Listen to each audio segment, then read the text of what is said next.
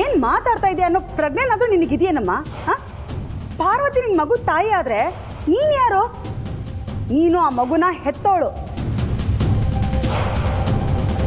ಹೌದು ಚಿಕ್ಕಮ್ಮ, ಆ ಮಗುನ ಹೆತ್ತಿರೋದು ನಾನು. ಆದರೆ ಅದನ್ನು ಸಾಕಬೇಕಾಗಿರೋದು ನಾವಿಬ್ರು. ನನ್ನ ಮಗುಗೆ ಇಬ್ಬರು ಅಮ್ಮಂದರು, ನಾನು, ನಮ್ಮ ಪಾರ್ವತಿ ಅಕ್ಕ. ಅಕ್ಕ ಅವ್ರ ಮಗುನ ಕಳ್ಕೊಂಡ್ಮೇಲೆ ನನ್ನ ಮಗು ನಮ್ಮಿಬ್ಬರಿಗೂ ಮಗು ಆಗಿರುತ್ತೆ ಅಂತ ನಾನೇ ಅಕ್ಕನ ಹತ್ರ ಹೇಳಿದ್ದೀನಿ.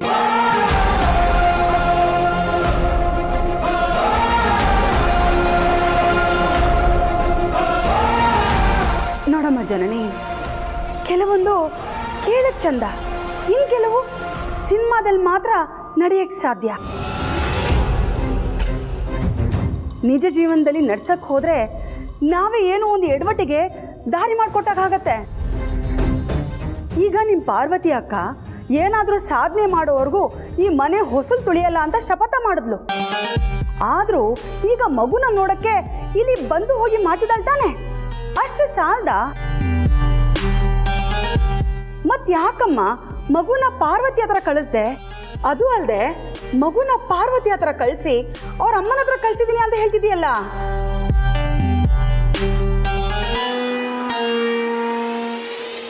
ಜನನಿ, ಮಗುನ ಪಾರ್ವತಿ ಹತ್ರ ಕಳಿಸ್ಕೊಟ್ಯಾ? ಹೌದು ಅತ್ತೆ, ನಾನೇ ಮಗುನ ಪ್ರೀತು ಕೈಲಿ ಕೊಟ್ಟು ಕಳಿಸ್ದೆ. ನಾನು ಜೊತೆಗೆ ಹೋಗೋಣ ಅಂದ್ಕೊಂಡೆ, ಆದರೆ ನಾನು ಎದುರಿಗಿದ್ದಾಗ ಪಾರ್ವತಿ ಅಕ್ಕ ಮಗುನ ಮುಕ್ತವಾಗಿ ಮುದ್ದು ಮಾಡ್ತಾರೋ ಇಲ್ವೋ ಅನ್ನಿಸ್ತು. ಅದಕ್ಕೆ ನಾನು ಹೋಗದೆ ಪ್ರೀತು ಕೈಲಿ ಕೊಟ್ಟು ಕಳಿಸ್ದೆ. ಬರೀ ಪಾರ್ವತಿ ಅಕ್ಕನಿಗೋಸ್ಕರ ಮಾತ್ರ ಅಲ್ಲ, ಆದಿಭಾವನಿಗೋಸ್ಕರ ಕೂಡ. ಮಗುನ ನೋಡೋದಕ್ಕೆ ಪಾರ್ವತಿ ಅಕ್ಕ ಮನೆಗೆ ಬಂದು ಹೋಗೋದು ಮಾಡ್ತಾ ಇದ್ದಾರೆ. ಆದರೆ ಆದಿಭಾವ ನಾವು ಮಗುನ ಕರ್ಕೊಂಡು ಮನೆಗೆ ಬಂದಾಗಿಂದ ಒಂದ್ಸಲಿನೂ ಮಗುನ ನೋಡೋದಕ್ಕೆ ಬಂದಿಲ್ಲ. ಯಾಕೆ ಹೇಳಿ? ನನ್ನ ಚುಚ್ಚು ಮಾತಿನ ಭಯಕ್ಕೆ. ಬಹುಶಃ ಅವ್ರ ಮಗುನ ಕಳ್ಕೊಂಡಿರೋ ದುಃಖ ಅವ್ರೇನೂ ಮರ್ತಿಲ್ಲ ಅನ್ಸುತ್ತೆ.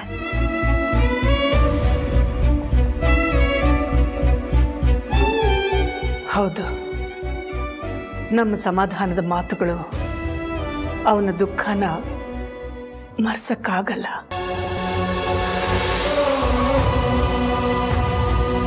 ಅದಕ್ಕೆ ಅವನ ಪಾಡಿಗೆ ಅವನ್ನ ಬಿಟ್ಟಿರೋದು. ಸಮಯ ಎಲ್ಲ ದುಃಖಗಳನ್ನು ತಾನೇ ಮರೆಸುತ್ತೆ.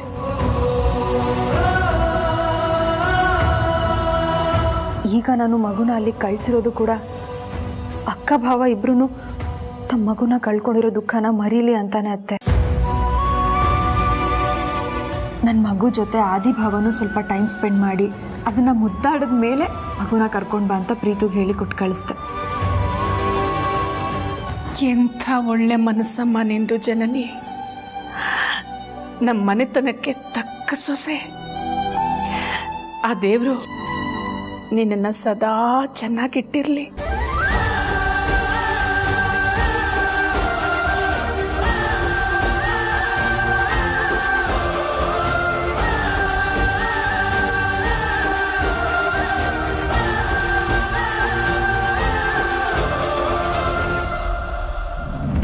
ಏನು ಬ್ರೋ ನೀನು? ಮಗು ಮನೆಗೆ ಬಂದಾಗಿಂದ ಒಂದ್ಸಲಿನೂ ಮನೆಗೆ ಬರಲಿಲ್ಲ, ಮಗು ನೋಡಲಿಲ್ಲ, ಎತ್ಕೊಂಡು ಮುದಾಡಲಿಲ್ಲ. ಯಾಕೆ ಬ್ರೋ?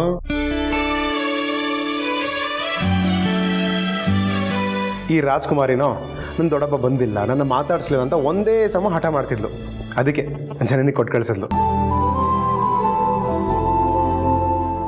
ನಂಗೆ ಗೊತ್ತಿಲ್ಲ ಬ್ರೋ, ಇನ್ನು ಸ್ವಲ್ಪ ಹೊತ್ತು ನೀವು ಗಂಡ ಹೆಂಡತಿ ಮಗುನ ಎತ್ಕೋಬೇಕು, ಮುದ್ದಾಡಬೇಕು, ಆಟ ಆಡಿಸ್ಬೇಕು.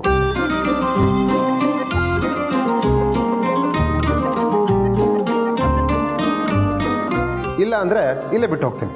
ಆಮೇಲೆ ಲೈಫ್ ಲಾಂಗ್ ನೀವೇ ಅಪ್ಪ ಅಮ್ಮ ಆಗಿ ನೋಡ್ಕೋಬೇಕಷ್ಟೆ.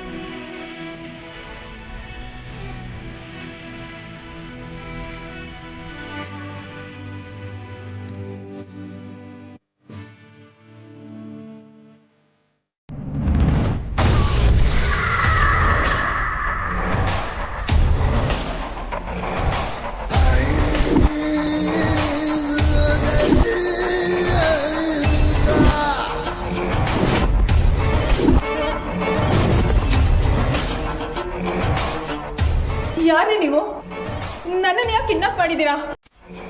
ನೋಡಿ, ಮೊದಲು ಕಟ್ಬಿಚ್ಚಿ, ಇಲ್ಲ ಅಂದ್ರೆ ಇದ್ರ ಪರಿಣಾಮ ಸರಿ ಇರಲ್ಲ.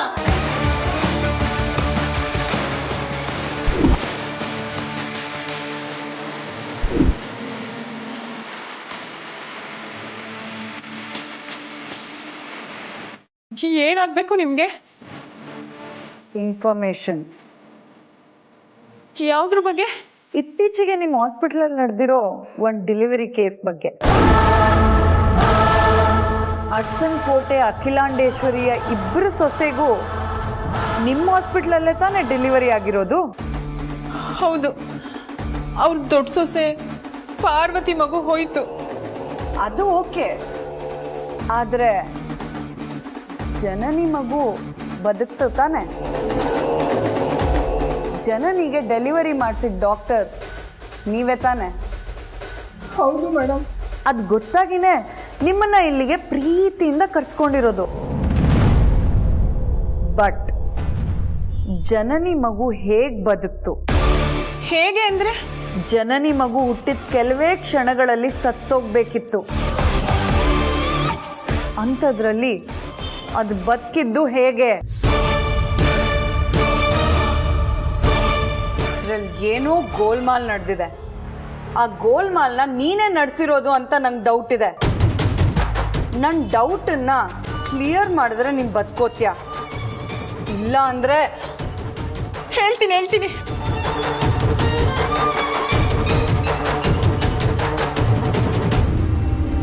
ಹೇಳು.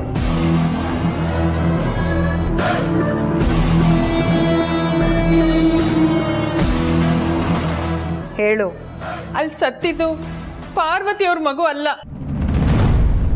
ಜನನಿ ಅವ್ರ ಮಗು.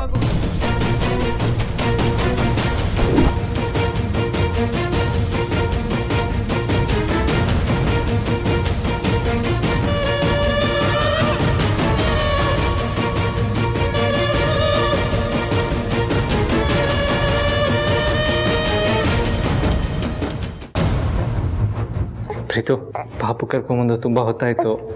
ಜನನಿ ಕಾಯ್ತಾ ಇರ್ತಾಳೆ, ಕರ್ಕೊಂಡು ಹೋಗು.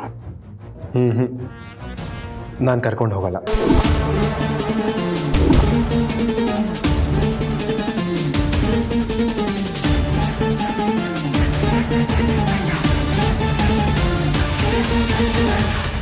ಯಾಕೆ ಚಿಕ್ಕ ಯಜಮಾನ್ರೆ?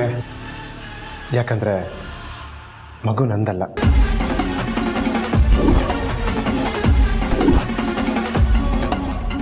ಪಾರ್ವತಿ ಅದಕ್ಕೆ ಮತ್ತೆ ಬ್ರೋದು.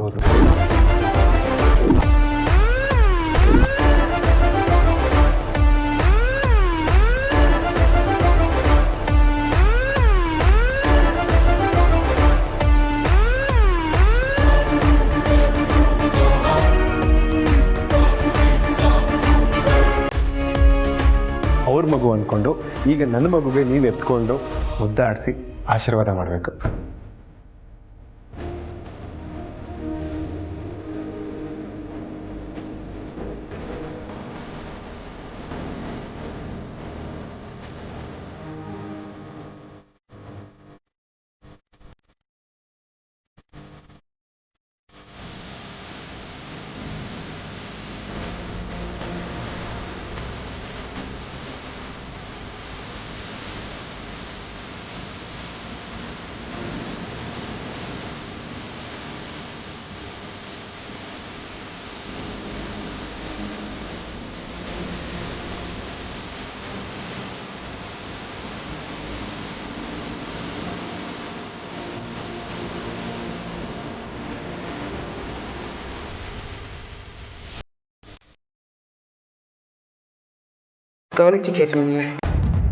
ಏನೋ ಇದು?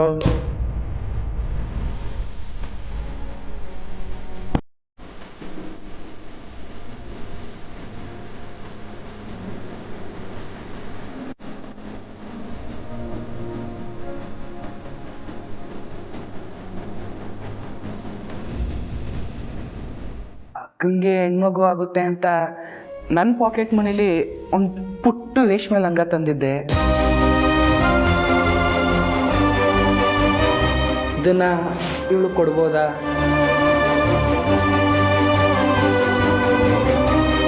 ಪುಟ್ಟಮ್ಮ ನೋಡು ಪುಟ್ಟಮ್ಮ, ಇವನೇ ನಿಮ್ಮ ಗಣಿ ಮಾವ.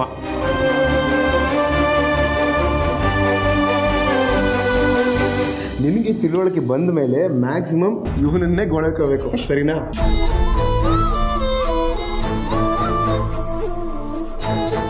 ಆಮೇಲೆ ಈ ಲಂಗ ಬ್ಲೌಸ್ಗೆ ನೀವು ಖುಷಿ ಪಡಬಾರ್ದು.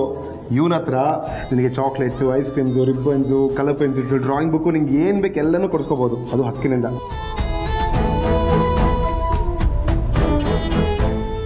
ಗಣಿ, ನೀನು ಸೊಸೆ ಖರ್ಚು ಮಾಡೋಕ್ಕೆ ಇವತ್ತಿಂದನೇ ಪಾಕೆಟ್ ಮನಿನ ಕೂಡಿಟ್ಕೊಳ್ಳೋಕ್ಕೆ ಶುರು ಮಾಡು, ಸರಿನಾ? ಸರಿ ಚಿಕ್ಕ ಬಾವ, ನನಗಂತೂ ಇವಳನ್ನ ನೋಡ್ತಿದ್ರೆ ಪಾರು ಅಕ್ಕನ ಮಗನ ನೋಡ್ದಷ್ಟೇ ಖುಷಿ ಆಗ್ತಿದೆ.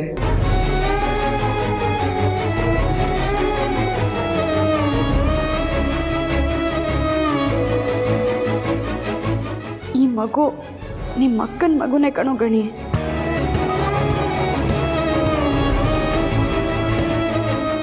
ಹಾಂ ಎಸ್ ಮೇಡಮ್, ನೀವು ಕೊಟ್ಟಿದ್ದ ಡ್ಯೂಟಿನ ಮುಗಿಸಿದ್ದೀನಿ. ಆದಷ್ಟು ಬೇಗ ಮನೆಗೆ ಬರ್ತೀನಿ, ಸರಿನಾ? ಬ್ರೋ, ನಾನು ನೋಡ್ತೀನಿ. ಕಾಫಿ ಕುಡ್ಕೊಂಡು ಹೋಗ್ಬೇಕಿತ್ತು. ಇರಲಿ ಅದಕ್ಕೆ, ಇನ್ನೊಂದ್ಸಲ ಬರ್ತೀನಿ. ನಿಮ್ಮ ಮಗಳನ್ನೂ ಕರ್ಕೊಂಡ್ಬರ್ತೀನಿ. ಪುಟ್ಟಮ್ಮ, ಹೋಗೋಣ?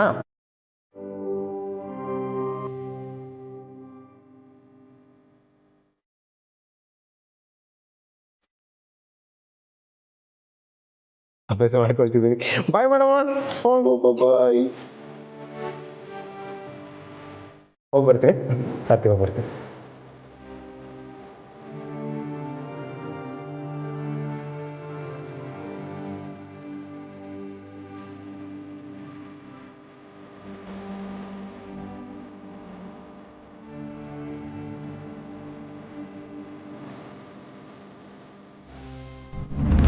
ಈ ವಿಷಯ ಅವಳ ಗಂಡಂಗೂ ಗೊತ್ತಾ? ಇಲ್ಲ, ಪಾರ್ವತಿ ಅವ್ರನ್ನ ಬಿಟ್ರೆ ಅರಸನ್ ಕೋಟೆಯಲ್ಲೊಬ್ರು ಸರ್ವೆಂಟ್ ಇದ್ದಾರೆ. ಅವ್ರ ಹೆಸರು ಇನ್ಯಾರು? ಆ ಪಾರ್ವತಿ ಬಾಲಂಗುಚಿ ಸಾವಿತ್ರಿನೇ ಇರ್ತಾಳೆ. ಹೇಳು. ಹಾ, ಅವರೇ. ಅವ್ರು ಬಿಟ್ರೆ ಈ ವಿಷಯನ ಎಲ್ರಿಂದನೂ ಸೀಕ್ರೆಟ್ ಆಗೇ ಇಟ್ಟಿದ್ದೀವಿ.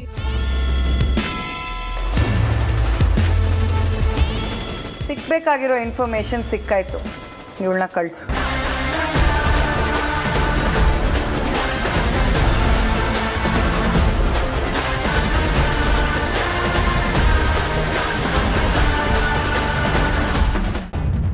ನಿಂತ್ಕೋ.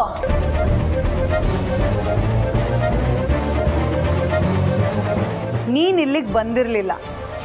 ನೀನ್ ಯಾರು ಅಂತ ನನಗೆ ಗೊತ್ತಿಲ್ಲ, ನಾನು ಯಾರು ಅಂತ ನಿನಗೆ ಗೊತ್ತಿಲ್ಲ. ಹಾಗೆ ನಡ್ಕೊಂಡ್ರೆ ಬದುಕ್ತ್ಯ.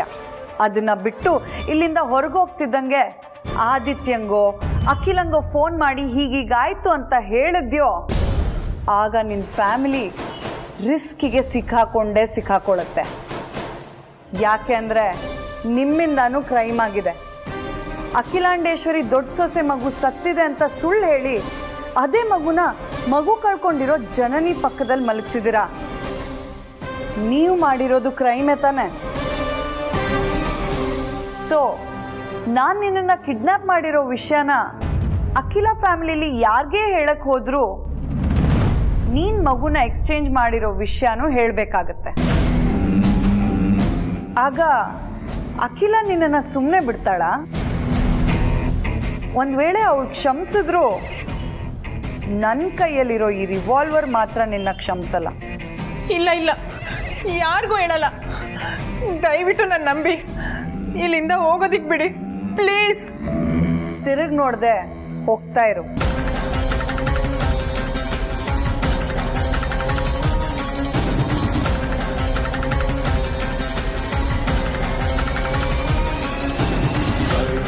ಈ ಪಾರ್ವತಿ ಇಷ್ಟು ದೊಡ್ಡ ವಿಷಯನ ಸೀಕ್ರೆಟ್ ಆಗಿಟ್ಟಿದ್ದಾಳ? ನಿಜಾನ ನಾನು ಗೊತ್ತು ಮಾಡ್ತೀನಿ. ಮೊದಲು ಆದಿಗೆ ಈ ವಿಷಯದಲ್ಲಿ ಅವನು ಹೇಗೆ ಪಾರ್ವತಿನ ಕ್ಷಮಿಸ್ತಾನೋ ನಾನು ನೋಡೇ ಬಿಡ್ತೀನಿ. ಈ ಕಡೆ ಜನನಿ ಆ ಮಗುನ ತಾನೇ ಹೆತ್ತಿರೋದು ಅಂತ ನಂಬ್ಕೊಂಡಿದ್ದಾಳೆ, ಹಚ್ಕೊಂಡಿದ್ದಾಳೆ. ಈ ಟೈಮಲ್ಲಿ ನಾನು ಆದಿತ್ಯಂಗೆ ನಿಜ ಗೊತ್ತು ಮಾಡಿದ್ರೆ ಹೇಗಿರುತ್ತೆ?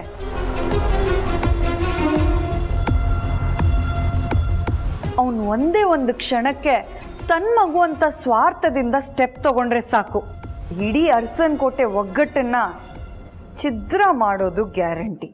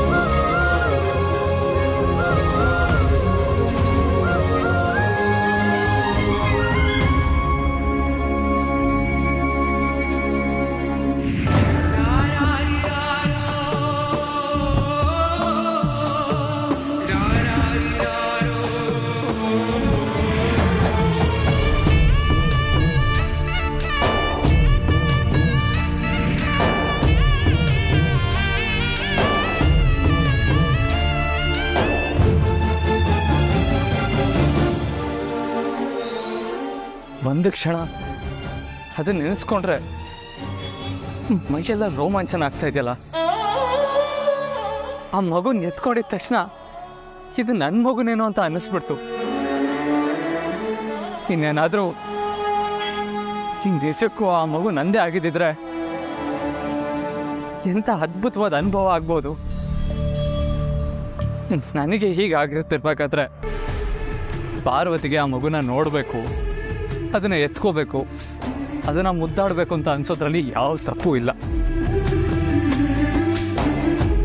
ಆದರೂ ಆ ರತ್ನವೇಣಿ ನಮ್ಮ ಅರಸನ್ ಕೋಟೆಯಿಂದ ಆಚೆ ಹೋಗೋವರೆಗೂ ನಾನು ಪಾರ್ವತಿನ ಕಂಟ್ರೋಲ್ ಮಾಡಲೇಬೇಕು.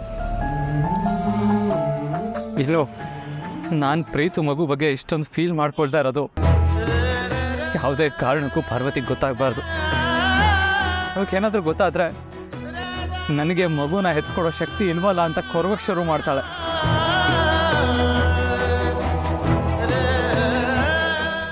ಆದರೂ ನಮ್ಮ ಮಗು ಬದುಕಿದಿದ್ರೆ ಎಷ್ಟು ಚೆನ್ನಾಗಿರೋದು.